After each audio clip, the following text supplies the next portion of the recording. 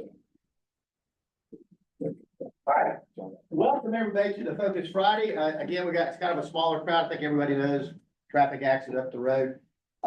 This week has been Small Business Week, which has been crazy busy at the Chamber of Commerce. We started Monday with a professional development seminar on selecting the perfect platform for AI. If you're using, if you're playing with AI, but you don't know what you're doing, you know, whether you want to start into Chat GPT or do Claude or Grok or one of those. And so that was a really good program because I hadn't really used AI. So that was Monday. Our women's program was Tuesday.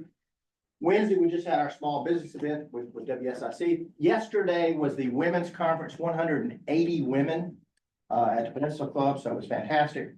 Again, the Focus Friday now. At 3 o'clock today, we're having our reception to honor the small businesses of the year. So we got Cornelius, Davidson, Huntersville, Mooresville. Cornelius is going to be Alpha Graphics.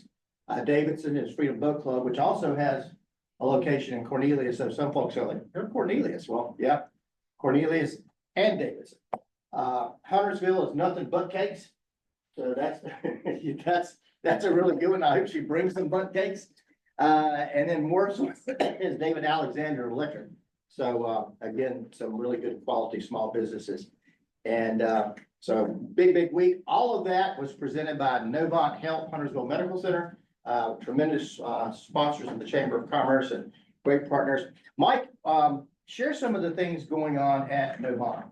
Yeah, sure. Thanks, Bill. And welcome, guys. Thank you. Very proud to be the sponsor of Focus Friday. All the time, great information. All the time. Really critical stuff that the community needs to know.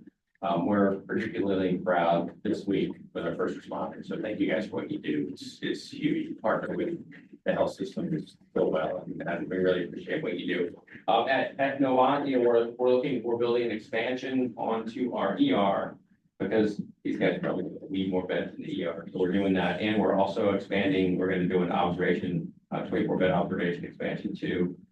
Just to keep up with the growth of the community. You know, it's fall or spring and going into summer, and our volumes have dropped a little bit, so it's not quite as crazy as that has been for the last 6 months. So that's there, and those are really the big updates for us. Great topic today. We're going to be focusing on our fire departments, and been big changes in the last year. We've always had a volunteer fire department largely here in our North Mecklenburg communities, which now we have some paid positions. We had, and I'm gonna say we got 2 elected officials here. Some of the previous town boards looked at that issue and they kind of kicked that can down the road a little bit and decided not to do that. But these town boards have done that. And so congratulations to that. I'm a taxpayer, so I mean, when I got my tax bill, I'm like, wow. But those are things that we needed to do. And so Jackie, you and your staff are putting together a really good sound fiscal budget, but big changes in the fire department. So I'm going to turn it over to Pat Jackson. He is our public policy chair with Alan Tate, master title. Pat, your show. Absolutely. Again, thank you, Mike. I appreciate it. You're great corporate citizen, so we appreciate your updates, appreciate your sponsorships. You know, this is a business advocacy group, but that along with the strong public safety contingent in our towns, it makes for a quality of life. And we appreciate what you guys do along with the police. We know you get lumped in, but today's all about you guys. So we'll start with a few questions. We'd love to have any questions from this side as well, but I'll start on the end there. Chief, rank. Chief, years in the service, please. Yeah, good morning. Ryan Monteith. I'm the fire chief for the town of Davidson. I've been the fire chief since May of 21. Took over for Reuben Bo Fitzgerald when he retired from service. I am a career firefighter with the city of Charlotte. I'm a battalion chief at rank with the city of Charlotte. And this will be year 27 for me total in the fire service. Great. Ryan, do you remember your first fire? I do. Can you tell us a little bit about it? Boy, I'm originally from the mountains of Western North Carolina. I'm from Brevard. And so, firefighting in the mountains and the rural community is a little bit different than what we're accustomed to here. You're typically waiting on a lot of individual partners to get there, and that can take anywhere from 20 to 30 minutes. So there's a lot of John Wayne time, if you want to use that terminology. So, yeah, learned a lot, tried to apply some of those skills a little bit to how it progressed my career, and yeah, that's where we're at now. Outstanding, outstanding. Chief Barbee, years in, also, paid firefighter with Charlotte, right? Yep, Chief? yep. In Charlotte, chief here in Cornelius, That's correct. succeeding your dad, I believe, right? Actually, Neil Smith, Okay. was in between, myself. So your dad was chief at one point? Yes, sir. Yeah. Yep. Remember your first fire? I do. It was actually, Mariner Villas out here at, Catawba in 73. I don't remember what started. I think maybe it was a lightning strike a while ago. It was a good attic fire, and, that was my first experience with the work fire. So it was a pretty good one. Thank you. Chief from Huntersville. I'm just a cat. Captain. Yeah, Shane Nantz. Shane, Yeah. chief, how long you in the fire service? 35 years. I'm a retired battalion chief in Charlotte. I spent the last 17 years in Charlotte as battalion chief. I worked there 30. And then I was a volunteer to county fire departments prior, and in marriage with that for a while. I was fire chief in 2 volunteer fire departments. So I just can't quit. No such thing as just a captain, so, thank you. You remember your first call, your first fire? The first Can you get a decent, better story than these two the guys? the first decent fire I went to was Laura Rozell's house. I don't know if any of y'all remember that, but Laura Rozell, it was the old ferry house that crossed where you crossed the Catawba River, and it was a pre-Revolutionary War house. And it was set on fire. So we're going to Laura Rozell's house, and as a kid, I remember eating there. It was a place where they had like Daniel Boone Inn, where they had family seating and stuff like that. So we're going, that's a Friday night, all of us are hanging out at the volunteer station, and we're going out Brookshire Boulevard, and you could see it burning over the treetops. And we ended up spending all night out there fighting fire. That was fun. I mean, if I wasn't hooked, I was hooked after that. A dirty little secret in the public safety, cops love crime, firemen love fire. Yes. There's just no doubt about it, so whatever else they say publicly, don't listen to them, so. Chief Monteith, can you give us an update on Davidson, where you're at with size of department, force, how it's deployed? Yeah, so we are, we run 24-hour shifts. We are a combination department. And what I mean by that is we do not have any volunteer members on the roster anymore. We made that decision as a town back in 2013 that we were going to absorb the remainder of the volunteer membership and include them in the part-time model. The reason for that, the level of volunteerism across the United States, I think everybody understands that, is dwindling at a very rapid manner. Fire departments are having to adapt to their new surroundings and change their strategies as far as staffing goes. But it hit Davidson probably quicker than it hit Huntersville and Cornelius as far as that volunteer pool that was available to us. So we did make the switch in 2013. I think we ended up pulling over maybe 5 volunteers that were remaining into the part-time staffing model. That progressed to 2017. We hired our first round of full-time employees, which were drivers. We felt at the time that was the most important thing, to be able to get some consistency behind the wheel, the apparatus. So drivers were our first full-time employees. In 2019, we hired our first full-time battalion chiefs. And then we followed that up in 2022 with our first full-time captains. We have it in the FY26 proposed budget this year to allocate the captain's position at Fire Station 2, which is currently a part-time rank. We have that in the budget to allocate that to full-time this year, which will help balance the overall staffing between the full-timers and the part-time staff on a daily basis.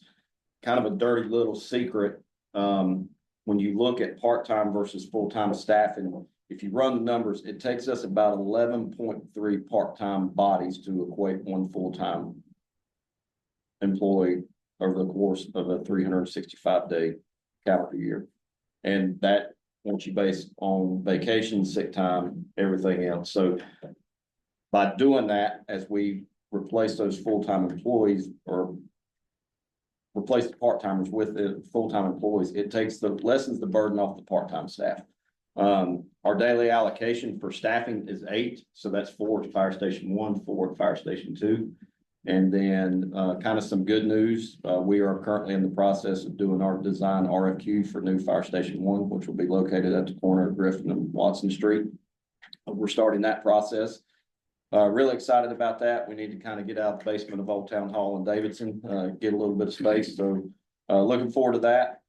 So yeah, some good news, get some staffing, additional staffing on board after the first or after July, and, it'll really help us stabilize a little bit. Great, great. Yeah, volunteerism is a challenge, right? And it's probably not a lot of Davidson sociology students wanting to volunteer in the fire service these days. So we appreciate your ability to navigate through this growth and dealing with the town boards as well. Chief Barbee, where are we at with Cornelius Lemley? And tell us why Lemley is always included in that time. Yeah.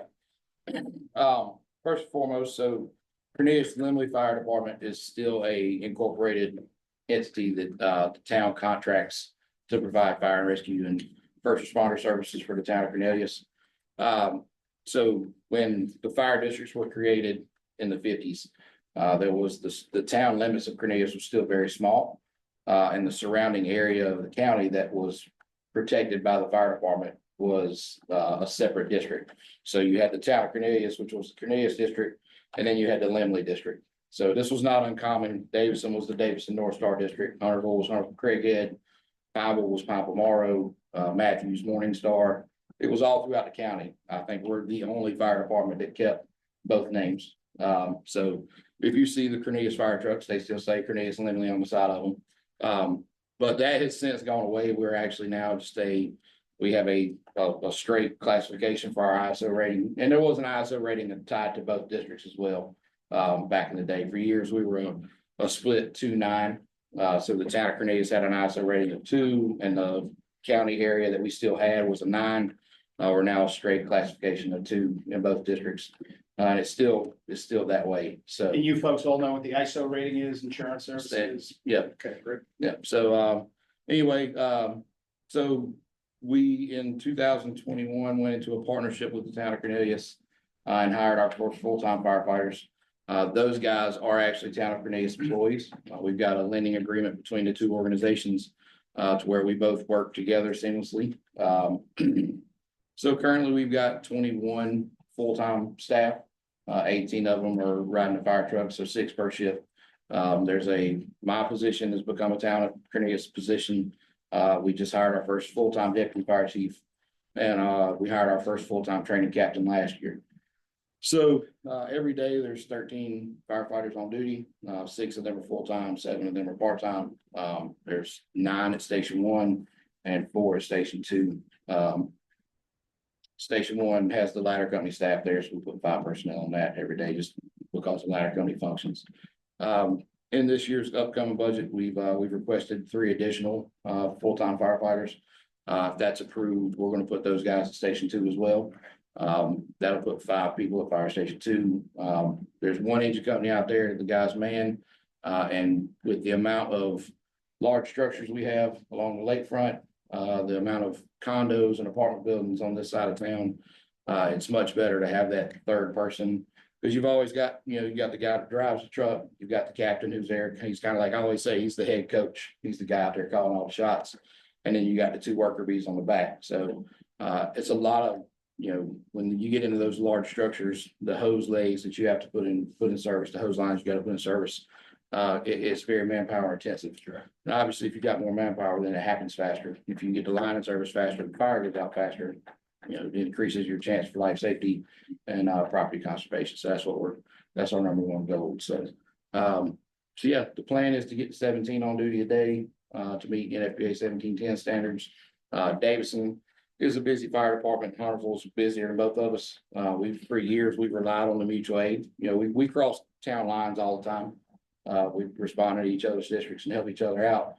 You have a pretty sophisticated mutual aid. Correct. Yeah. But with Huntersville, what y'all run 8,000 calls last year? They're running 8,000 calls a year. We're in the 3,000 to 3,500 range. Right. Davidson's probably in the 2,000 range. As they get busier, they're not available to come to Cornelius. So what we're trying to do is build out to what NFPA calls a low hazard occupancy is a 2,000 square foot house. So we would like to have enough firefighters on duty to be able to tackle that 2,000 square foot house. And, only have to 100% rely on them for, your multifamily dwellings and commercial buildings. So that's our goal in the end. It's gonna be a long, slow process. Unfortunately, it costs money. That's taxpayer money. I say it all the time, we can't up our production of widgets and make more money. Like the manufacturing facility can. If they want to hire more people, they can just up their production and sell more product. We don't have a product to sell, we provide a service, and unfortunately, that comes on the back of the taxpayers. Yeah, well, what you do is a vocation, really. Right. So it's hard to compare it to a business, but, Captain, what's going on in Huntersville? Maybe something along the lines of Similar. what happens in that 77 corridor? Yes. You have 8,000 calls or 7,500. Yeah, we run 3,300 calls on Station 1. So, I mean, we're fairly busy. We started transitioning from an incorporation last February to a town fire department, which has been a challenge with any transition. It's a challenge, but we hired 18 full-time people last February and March. So we have 2 of the 6 fire companies staffed with full-time people every day. Right. The other 4 are staffed with part-time people. We, like Cornelius, we have 2 ladder companies staffed during the daytime and at night, 24 hours. And then the 2 engines at 1 and 4 are staffed with full-time people. And then Station 2, which is out on Old Gee Fire Department, and then Station 3 on Eastfield Road. So there's plans in the process. They purchased property for Station 5 on Raymond Church. They're in the process of purchasing property for replacement of Station 2 and Station 1. So it's going to be a busy few years. If the budget gets approved, 3 assistant chief positions will become full-time July 7th or 5th, which will give us some continuity across the shifts. Right now, we have part-time chief officers, which work shifts, so sometimes continuity is an issue. So that should be cleared up. Chief Tatoli came under the town the same time we did, and I'm sure he'll transition out of Charlotte at some point to the full-time fire chief in Hunter. Excellent. They need to know this is a fireman right here. This is his notes. It's not a cocktail now. I don't know what it is, but he had it all up top, so it's good. Chief Barbee, budgeting aside, town commissioners aside, politics aside, what's the biggest challenge you face running a department of your size? See how I lay you off the hook there, Scott? You put me on the hook anytime you want. Just, right now, it's so Scott's gonna kill me when I say this, but the fire department's playing catch up in the town. So for years, we did it with, we were volunteers. Well, I started in 1994 at the Cornelius Fire Department as a junior fireman. There was 0 part-time people, and nobody was paid for anything. In 2000, we started some part-time staffing. But as we sat back and, obviously everybody in this room knows there was a population boom in the late 90s, mid 2000s. And we watched the town grow leaps and bounds, and the fire department just I was told one time by a politician, you're the squeaky wheel. We were there, everything worked, nobody was dying, the fires were going out, but we grew the police department, we grew the planning department, we grew the parks department, we grew all these different departments. And now, here we are 25 years later, we're playing catch up with the fire department. So the challenge is really, right now, number one challenge is how we fund it. How do you fund a full-time fire department? In the last 3 years, we've gone from having 0 full-time employees to being the 2nd biggest department within the town with full-time employees. So Do you have an admin that handles just on the fire service department? me. No. But there's we are actually currently, we got a approval for an admin assistant. Which we have interviews next week to finally hire that person. The challenge, it's gonna be a new position for us, but we have done everything. So I have a core group of officers. There's a fire chief, there's 3 deputy chiefs, and then 9 captains up below us. All those are part-time spots with the exception of me and Chief Bridges. So, but we've done everything for so long. We've done every bit of the admin, we've done the training, we've done the administrative part, the payroll, the budgeting, the getting apparatus maintained, buying equipment, managing a schedule of 13 people a day. Yeah. We've done all that, for so long by ourselves. So it's just right now, the number one challenge is how do we continue to grow the fire department, to get it where it needs to be, and how are we going to fund it? Chief Monteith, what do you, again, finances, budgeting aside, I think we'll cover that pretty good. What do you feel is the biggest challenge? Is anything unique to Davidson? I think moving forward, and I don't want to get into the town budget because I know Chief Barbee touched on that. I mean, it's very, very similar to Davidson. How do you continue to grow the organization when you balance those funds throughout the remainder of the town? We're not the only shop in town. We have to balance that with all the other town departments. I think the biggest thing is all three departments over the years have been able to take advantage of some grant opportunities out there. And with the current political climate right now, we don't know what some of these grant opportunities are going to look like in the future. Prime example, our first full-time employees for the Davidson Fire Department were funded from the FEMA Safer Grant, which is the adequate staffing grant that FEMA does for the fire service. So our first round of drivers came through that. It was a huge win for us. We've been able in the past to go back and buy, obtain equipment through, through the fire grant, the Assistance to Firefighters grant. So we don't really know what some of those funding mechanisms are going to look like in the future with just the way what's going on currently in DC with some changes there. So it's just really trying to be proactive and try to figure out, okay, how can we continue to grow this organization in a responsible manner, but understand that there's some fiscal limitations tied to it as well. Absolutely. Captain, 8,000 calls on a day-to-day basis. Where does burnout play? Huge. The biggest challenge on that is the part-time model. Most of our people come from either Charlotte, Statesville, Gastonia, even Concord, and the part-time model, this is an opinion, is playing out. People, historically, larger fire departments, and when I say larger, Charlotte to Greensboro, Durham, had enough people that overtime was a nicety, not a necessity. And we're seeing those departments, particularly those three departments, are requiring people to work overtime, which takes from our part-time staff. You don't want to work 72 straight hours in Charlotte, Right. And then come up here and work. So we're starting to see a fundamental flaw in the model, and specifically on Fridays, Saturdays, and Sundays. I mean, people don't want to work every weekend. And I think as we transition to a total paid fire department with part-time augmenting instead of a mixed batch, I think that's going to be the biggest challenge, because the American Fire Service, when we all got to fire service, you went to a fire department, you worked there for 30 years and you retired. The fire service has become very transient. People will go for $5,000 pay increase. We're seeing people. Yes, sir. I was gonna get his attention to ask a question after you. Oh, okay. I just saw you raising your hand. Yeah, I didn't want to interrupt you. But we're seeing that where we saw that in the police department for years. People would get 5 years in a municipality and go to work for SBI. The fire service never saw that. And now we're as transient as anybody.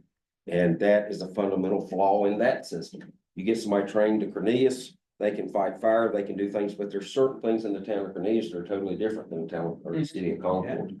And as we watch people go through that, we're going to end up in some type of Florida model, which Florida for years has had a state fire school, and you could work for any fire department.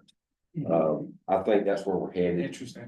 But I'd like to get back to the training model as well. Bill had a question. And that's, We'll give yeah, it fixing to ask. we'll give it to Mike Riley. after Bill. What you bring up, when Jeremy and Jerry send in the nominations for the officers of the year, seeing the intense training that these people go through. I mean, you don't up one day and say, hey, I'm gonna go volunteer at the fire department. It's not like that. So touch on the amount of training someone from the get-go has to go through before they're a qualified officer. I'll just start. I spent some time at Training Academy in Charlotte, and for years and years and years, we had 10 weeks of recruit school. That's upwards of 28 weeks of recruit school now there. There's some of the state schools, Gaston College, places like that. or anywhere from 4 to 6 months. And then if they go to Huntersville, Cornelius, Davidson, Charlotte, it's very department specific. So if they come to Huntersville, we may give them a 2-week indoctrination class. If they go to Charlotte, they got to go through 26 weeks of training again. So Charlotte is an oddity. They just started lateral transfers, but they were still, I don't remember how long that was taking. That was still taking 2 minutes time. But for us, lateral transfers work pretty good if you have an indoctrination class, but it's a huge amount of hours. But firefighters, and this is not negative, firefighters just historically didn't move around. And with them moving around now, you may have the best firefighter you have, fire captain, chief, who says, hey, cuz I'm leaving in 2 weeks. I'm going somewhere else. And it's a huge gap to fill, whereas we always filled the gaps from the bottom up. Now we're seeing a lot of gaps at the top, not because they retired, which you can forecast, but they just quit. So I think that's going to be the biggest challenge. Excellent. It's just amazing what you guys think about apart from your daily role. It's just stunning, and that's a great question on training. Commissioner. Captain, I'm happy to say that we voted to pass the training in Central Piedmont Community College. Would you touch on that? That's gonna be a huge deal. Years ago, and some of us still do it. Years ago, we did house burns where, you know, the house will be tore down, we burn the house. Invariably, that turned into an environmental issue that we can navigate, but if it's a ozone action day, we can't burn. So the training facility the commissioner's talking about is going to be built in Huntersville by Central Piedmont Community College, which has always been a tremendous partnership, but it allows the North End fire departments to be able to stay in the North End. Right now, the only training center you can go to close would be the Academy in Charlotte or Concord, and you can't answer your own territory if you do that. We don't have the ability, and I'm speaking to Huntersville, I can't speak intelligently about Cornelius or Davidson, but we don't have the ability to take fire companies out of the town and get backfill unless we use Cornelius or Davidson, which they got their own stuff to do. So this is going to be a huge deal. We can centralize training. We can all cover for each other while we're doing training. It's close enough proximity. And on behalf of the fire chief, thank you very much for approving that. Absolutely, long overdue. Yeah. Chief Monteith, anything to add? Yeah, back to Captain Nantz's perspective on that. Also, it's a bigger play for the organizations as well, because that's a direct correlation to your ISO rating at the end of the day. For example, the town of Davidson's got an MOU with the Mooresville Fire Department for us to utilize their training facility. That's where I have to send my full-time personnel to be able to capture their facility required training hours per ISO on an annual basis. Chief Barbee has to do the same thing at South Iredale. I think he uses Mooresville from Mooresville. So by us having the Central Piedmont campus up and running, it does allow us to stay in the North End to not have to funnel apparatus outside the county lines to be able to get that required training on an annual basis. And the reality is it's supporting the Central Piedmont as well, because they're getting training credits off of our personnel once they come down there. So it's we're very appreciative for their vision on that, trying to get that up and running. But it's a two-way street. It's going to serve us extremely well, but it's going to serve them extremely well. Absolutely. Before we go to Scott, Jim Butler, a lot of people know around town, shows up at the occasional happy hour. But what a lot of people don't know, ex-FDNY and ex-chief of the Freeport Fire Department, Jim and I were volunteers in neighboring departments, and hearing what they're dealing with, and I don't want you taking over, because I know how you are, but hearing what they're dealing very with well is unbelievable. So, kudos again, fellows. Commissioner, got your last name. Yeah, thank you, Scott. Scott will do. Yeah. Yeah, I agree with everything, and certainly glad to see all of you here and talk about these issues, because as commissioners, we do get into that, and we're very fortunate to have a super chief who's on top of things and really shows us what we need to do. It's a challenge. I went to Washington last year, this year. First thing on my agenda was safer grant, other kind of ways, same with the state. That's my top priority, is all the other commissioners. If we had our way, we'd be jacking things up like crazy in terms of, tax base. We may have to do that, start doing that next year and the year after that. But, it is a challenge with all those other departments. Obviously, public safety is a top priority. But you talk about the training and everything. I'm glad they're here. I hope a lot of people listening, hope a lot of people, tune in on this session, because a lot of people just don't understand the impact that they have on the community. Sure. Beyond fire and all the training and as Chief Barbee once told me, you have no idea what we see. I mean, that has an impact on the people who are there recruiting, people are staying. It's like the healthcare thing, for a dime, they go across the street. So there are a lot of things involved, and it's something you gotta stay on top of every time. We had our way, we would lock in funds going forward, but we have 2-year terms. We can't do that because the board may That's right. feel differently, but, I'm extremely impressed with training. I mean, it's phenomenal, and there's not anything, I think that's a confidence that it gives the community things that they could deal with. Hopefully they don't have to deal with, they deal with. Well, I'm sure the fellows are glad to hear that from you. It's true, folks dial 3 digits on a phone, 911, and so a bunch of maniacs show up and help them. Well, it's different now. The fire service that Captain Nantz grew up in long before Chief Barbee and I started is completely different than where we are now. It is. Well, I mean, we are truly, the fire service now is truly an all hazards organization. Yeah. And that's that model that we have to adopt. I mean, and I'm fairly confident Huntersville does. I don't know, for sure, but I know Cornelius does, and then we do because we trained together on it. But who would have thought 5 years ago that the fire trucks would be carrying tactical gear on the apparatus for active violence, active shooter events? That's a complete different mindset than from where we came into the fire service, understanding what our jobs and responsibilities were. But back to your point about 911, it doesn't matter what that call is. A lot of times when we laugh about it, but it's the truth, there's a lot of times that the dispatcher, when they pick up the phone, do not know what to do. So their next best option is, we're going to send the fire department. Because eventually somebody's going to figure it out.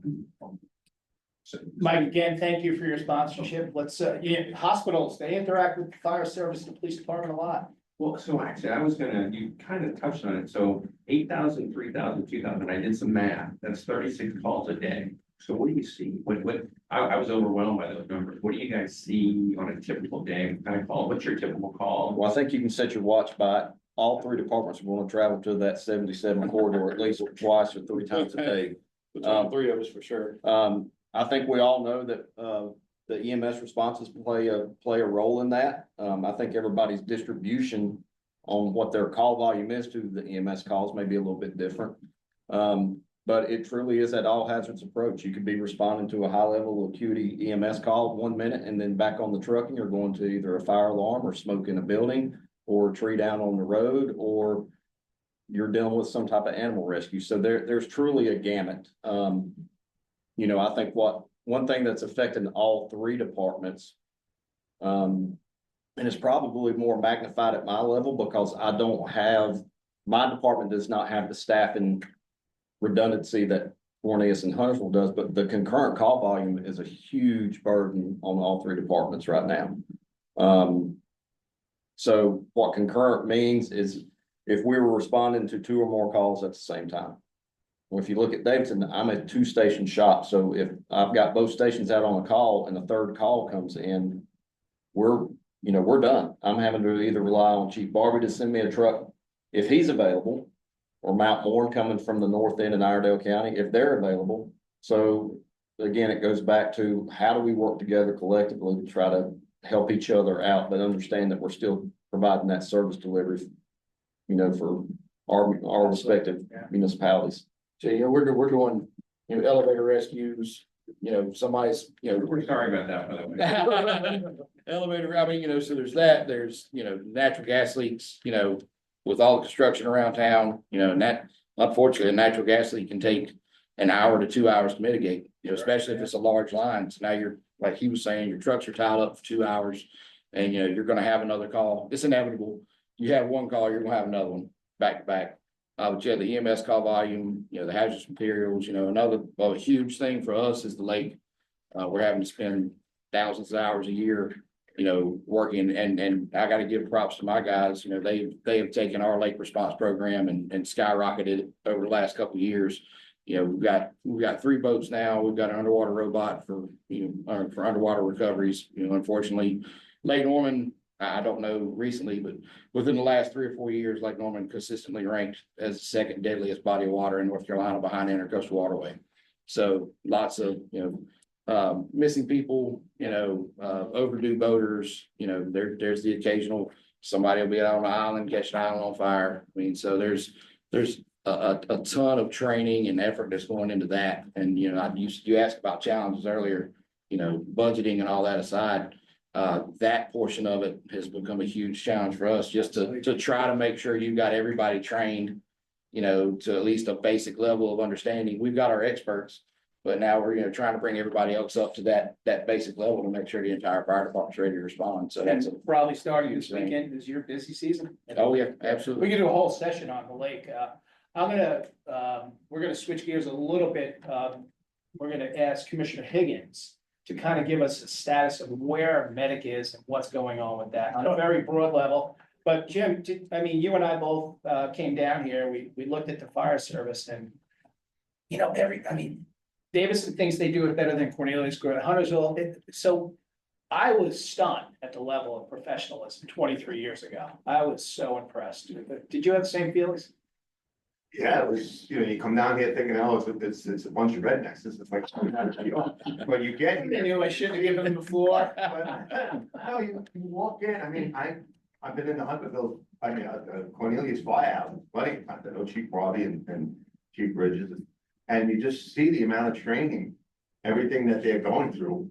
I'm very impressed with, and the equipment and the firehouses. Up north, we didn't have a lot of the stuff that they had here. And it's like, okay, I get the funding part of it. That's gonna be a bigger hazard towards them or it's gonna affect them terribly. But one of the questions I have since moving down here is burn center. Where's the closest burn center? I know I'm in a retiree group of FDNY guys. We're trying to find out where we can put one, and somebody can tell me if this is true or not. I heard when the Speedway is open, that they do have a hospital in the Speedway that can maybe have 6 beds in case of. They do. They do? So your closest burn centers are either Chapel Hill or Winston-Salem. And you gotta be medevac for that. If you find it is seriously burned. Yep. right? Well, that might be something that. Interesting, yeah. For your head. Yeah, thanks, Jim. So both Novant and Atrium are level 1 trauma centers, but from the burn and I think both hospitals do a phenomenal job of getting those patients in that type of event, getting them stabilized as much as they can. But the burn center itself, it's either Chapel Hill or Winston-Salem. Commissioner Higgins. Yeah, time. before I start, I don't have a lot to add to it, but I think the other thing that's impressive too is the safety piece for them. I mean, we're constantly looking at new turnout jackets, other kinds of things that they need to keep them safe. Radios, going into fires, coming out, logistic layouts of the businesses. I mean, those things are critical in part of that training that we talk about. And I'm not sure people really understand the need for that, and how essential that is, and the cost of that has to go into it. We're constantly trying to make that point with folks, and sometimes it's overlooked. Sure. They think they go out there and put water on something, right? But medic, that's a work in progress. My wife passed away last year after I was caretaker for 5 years with her. If I didn't have those guys from the fire department, I don't know what we could have done 3 or 4 different times. There's just a delay in medic services in this area. So the fire truck showed up before the Oh, ambulance. absolutely. I mean, the fire truck, fire service is there immediately. you can hardly open your front door before they're there. So that's a big piece of the service they provide. Medic follows 7 to 9 minutes later. Well, 7 to 9 minutes later is a real issue. I'm a healthcare professional, former registered respiratory therapist, hospital administrator. Worked in emergency room for years. I know exactly what happens. And then it also has to do with dispatching in terms of what your need is. How quick that's accounted to, because we don't have all that a unit up here in the county. So Right. I don't want to go into all the politics we on don't, it, yeah. but I know our manager and mayor and others, Chief Barbee, are working very closely and trying to get information that we need to make better decisions to promote and improve that service. Chief Barbee, I mean, you guys work very closely with paramedics, the EMTs. I mean, it's not them, it's some of the organizational challenges, right? Yeah, I mean, it's the administrators and, they've been handcuffed, the new executive director at Medic stepped in and right during COVID.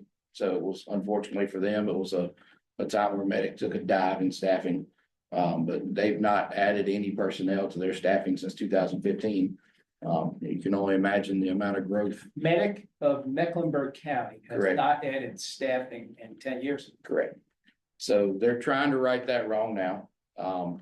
And the one thing I will say is the 6 towns in the city of Charlotte have all partnered together, the managers, the mayors, the fire chiefs, all understand that there's a fundamental problem in the county, and they're all working together right now, trying to enact change and trying to get the extra funding, be advocates for Medic, to get the funding from the county they need, and to make some operational and organizational changes in Medic to where maybe we can get more staffing allocated to the north end.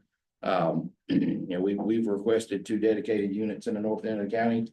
Medic doesn't operate like that. They work on a system status management to where they've got a certain amount of trucks that are in service and they move them around the county all day long based on call volume. They don't like a stagnant unit. I think we can definitely make the case, and we just did the quick math. You can make the case that 2 Medic units dedicated to the north end of the county are not going to be sitting still. They're going to be moving. They're going to be moving all the time.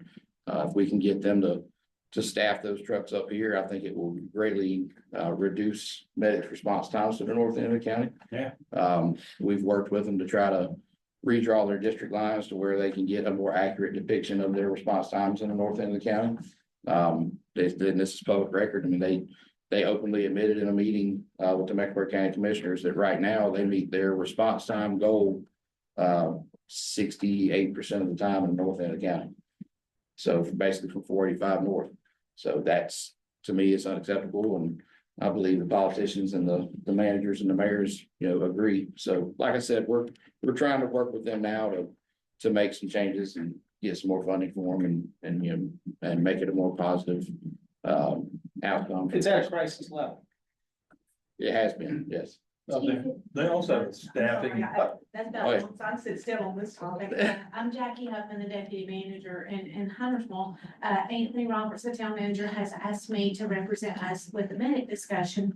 I'm a CPA. I'm obsessed with the numbers and unapologetic about it. When you say that you are responding to the growth in this area, Medic, I had not heard the number of staffing changes hadn't changed since 18, but I understand that they flat out said the number of ambulances that they use has not changed since 2018. That's staggering to me based on the growth in this area. Mayor Nantz was passionate about, we're not complaining about the quality of care once Medic arrives on scene. We really believe that they're doing the best work that they can. That's not what the issue is. The statistic that Chief Barbee just quoted out is about priority 1 response times. Please ask these gentlemen. They're much better than me at explaining the difference between a priority 1. I'm an accountant. Priority 1 suggests to me there's some priority 2 and 3 and other priorities. As I understand it, priority 1 is about life and death. But you need some immediate attention right now. But there are times when you need some relief that is not priority 1. If I fall on the steps walking out of this building and break a hip, that, but that's unlikely to be a priority one. But while I'm laying there in pain, unable to move, don't you eventually want to know what that response time is? So I believe that the county and medic will become more responsive. The more citizens we have asking about what response times are, priority one, everybody believes that's important. I believe that's important. But there are other priorities that we should at least know what it is. So maybe the response time is not awesome, but shouldn't we hold our officials accountable to process improvement? If our response time is 30 minutes, don't we eventually want it to be 26 and then maybe eventually better than that? Please stay engaged. Excellent. Thank you for your thought. I mean, numbers don't lie, but what do you do with the numbers? You know, so priority one, I guess you could have broad, you know, how that works, you know, cardio. The biggest issue between EMS and the fire service in Mecklenburg County is, and this is probably system-wide, worldwide, we solve every problem in 4 minutes. You know, when the bell hits, we jump on the fire truck and we drive with due regard. That's a joke. We try to drive with due regard to an emergency scene and mitigate whatever the situation is in 4 minutes. EMS, and we don't throw the dice. We're gonna go and we're gonna mitigate. If it's in the yellow pages, we fix it. And that's dating me too, but, EMS, when you do system status management, you effectively are taking math and trying to apply it to people. And that is a flaw. You know, when somebody comes to the Cornelius fire station and rings the bell and says, I'm having a heart attack, that's not in the system. So the disconnect is the way we provide emergency service. And they are if we rolled the dice, I mean, and I hate to say this out loud, I'm probably gonna get kicked for this, but if we rolled the dice on actual fires we go to, you could significantly decrease the amount of money you spend on fire service in America. But politicians, the state of North Carolina's general statutes, various other things say, we're only willing to take an acceptable risk. EMS, depending if it's 3 o'clock in the morning, and this is not just Charlotte or Mecklenburg County, will move move the domino periodically throughout the day based on historical data. We don't do that. We're gonna have a fire station in downtown Cornelius, we're gonna have one in downtown, and we're gonna be about 4 to 5 minutes from every call, every time it comes in, no matter what, and we're gonna give you a set number of people on it, because historically, back to the 1700s, that's been a good plan, and we haven't changed it because it's not broke. Now, The other thing is, staffing the right people, given the event, and that's what they do. Yeah. Based upon what their data they collect and what they need in terms of apparatus and number of men and in situations. Medic, at least from what we've heard from their administrator, they only have a lot of paramedics. They're turning out a whole class this summer. They're hoping to increase that. My concern, going back to Jackie's thing, is while we are meeting basic services now, obviously thanks to fire department and others, our growing overpopulation in our area, they show up with 7 or 8 critical issues. And you have to have qualified paramedics, a number of paramedics on those vehicles to take care of these new emerging list of issues that we have from our population up here. So that's another real issue that I have that just doesn't, it falls on deaf ears. I trained paramedics, helped train paramedics for over 20 years. Yeah. I know what they can do. I know what they need at hospital and other things. And when we start gathering those statistics, what we're gonna find out, there's a lot of issues that are just, treated as scoop and run kind of thing, rather than really dealing with what they need to have on that unit and what that individual knows about the medical condition. And I should have added, let's be fair, the questions that the towns and the city have been asking have had some effect. because the suggestion in the release of the county manager's budget this week suggests that there would be additional staffing related to, ambulances and new people for medic in the budget. The budget's not approved yet, so please stay in touch with what happens with that. You know, it sounds like locally you have high-level advocates for the public safety. So one of my partners at Master Title, Gary Scott, is chairman of Monteith as well. He says, Pat, everything is a math problem. Everything is a math problem. Figure out the math, you can make some progress. So leave you with a quote. We'll wrap it up. Then Bill, tell us what's going on. Give me 1, 2, or 3 takeaways that you would love, if somebody were to share, let's say Bill or I, on social media, something very positive, something folks need to hear about the local fire service here in North Mecklenburg. I think it's important for the residents of Northern Mecklenburg to understand that all 3 towns / public safety departments, whether that's police or fire, there's a tremendous amount of collaborative effort within those organizations working together.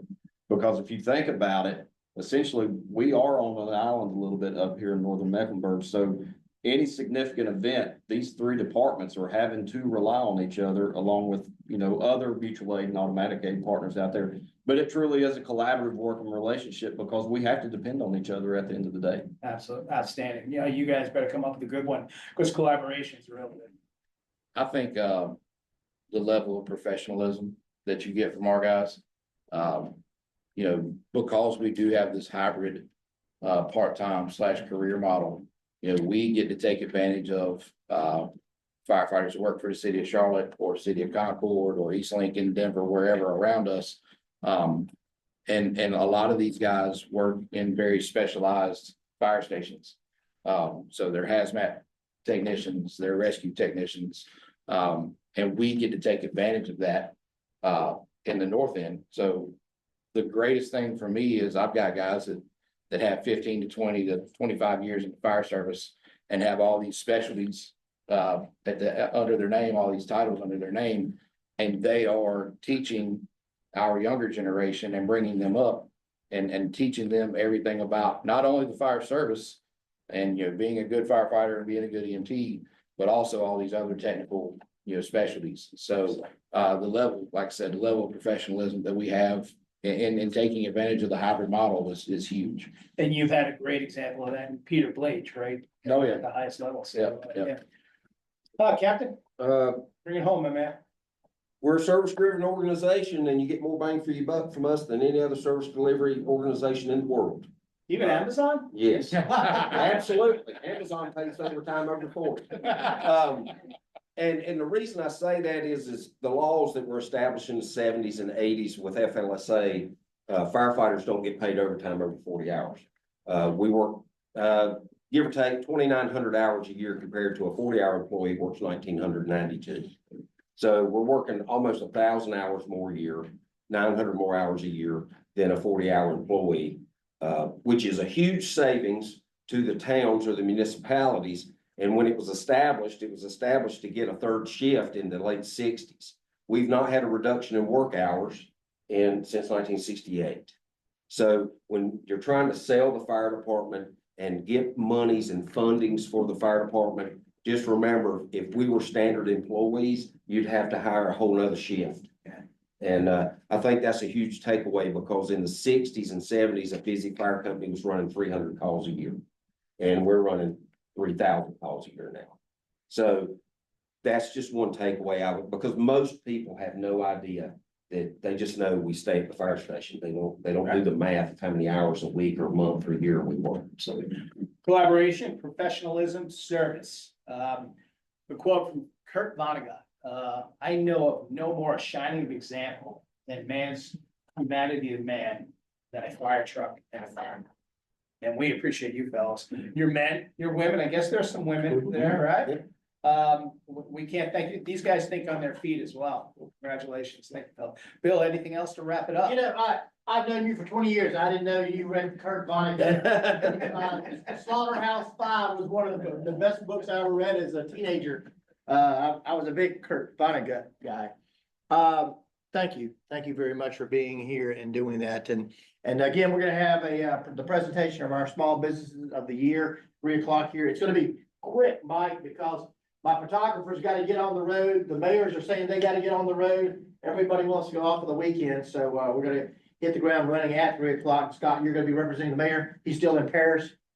Playing. I have no idea what his schedule is. But I will be here. I will be here. The last I saw, Woody was in Paris, enjoying life, so, we got that going on, but, thank you again very much, and again, Mike, thank you, Novant, Huntersville Medical Center for being the presenting sponsor of Small Business Week, and that's it, we'll get going, and you three, I want to get a picture of, the four of y'all before we get out of here. All right. Thank you, guys. Thanks, Toby. Thursday, October 16th, Chiefs, that's going to be our public safety luncheon, so just keep that third Thursday of October. I'll make sure to tell. Yeah, let me tell you. Thank you. Yes, sir.